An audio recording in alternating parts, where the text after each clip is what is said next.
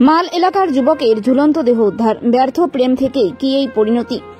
গভীর রাতে গাছ থেকে যুবকের ঝুলন্ত দেহ উদ্ধার করে হাসপাতালে নিয়ে এলে ডাক্তার মৃত বলে ঘোষণা করে।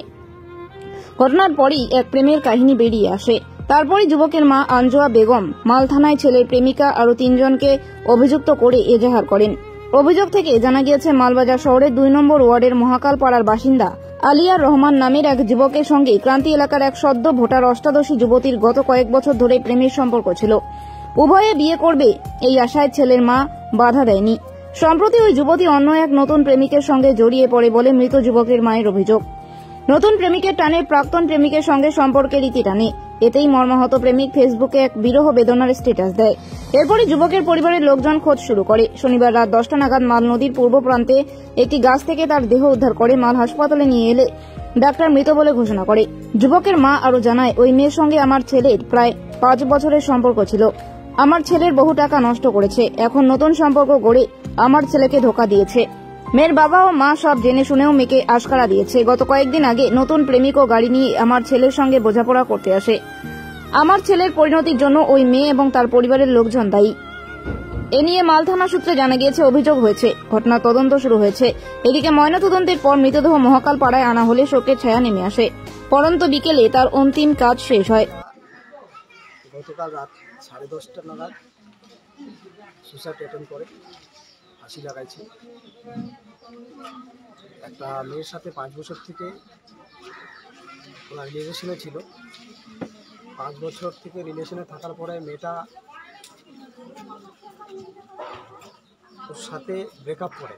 আচানক 4-5 মাস বা 3 মাস আগে ব্রেকআপ করার পরে ও অন্য ছেলের সাথে অ্যাটাচ হয়।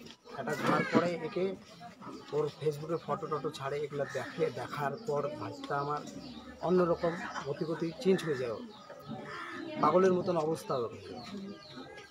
তো মেয়েটার সাথে 5 বছরের রিলেশনের মধ্যে ওর সাথেও অনেক কিছু, অনেক জায়গায় ঘোরাঘুরি করছে। ওর সাথে অনেক রিলেশনে ভালোর মতনই ছিল।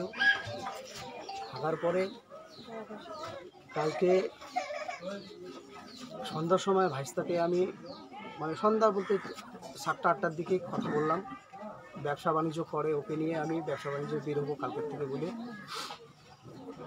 বুঝালাম। বোঝানোর পরে ও আচানক বাড়ি থেকে চলে গেল কোথাও।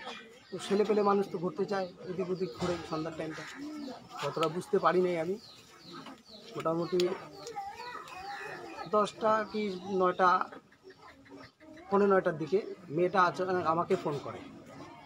ওই যে মেয়েটার সাথে রিলেশনে ছিল সেই মেয়েটা ফোন করার পরে আমাকে জিজ্ঞেস করে যে, আঙ্কেল এই ব্যাপার, আলিয়ার রহমান স্ট্যাটাসে একটা স্টেটমেন্ট দিয়ে আমার নাম দিয়ে ইসে করছে, ও সুসাইড করবে বলছে। তো মেয়েটা বলল আমাকে যে ও কী করে করুক, আমার কোনো যায় আসে না, আমার নাম যাতে না থাকে ওর মধ্যে। এটা মেয়েটা আমাকে বলল। তারপরে আমি মেয়েটাকে বললাম যে ঠিক আছে, তুমি ফোনটা রাখো।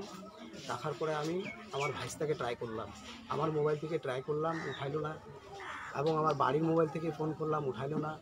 তো আমারও বন্ধুবান্ধব আছে বা ওরও বন্ধুবান্ধব আছে, সবাইকে কন্ট্যাক্ট করার চেষ্টা করলাম যে সবার মোবাইল দিয়ে কন্ট্যাক্ট করি, যে কারো মোবাইল তো তুলবে এই আশা করে সবার মোবাইল দিয়ে ট্রাই করা হলো। কমসে কম 10 থেকে 15টা 20টা মোবাইল দিয়ে কারো মোবাইল রিসিভ করছে না, কোনো রকম রিসিভ করছে না।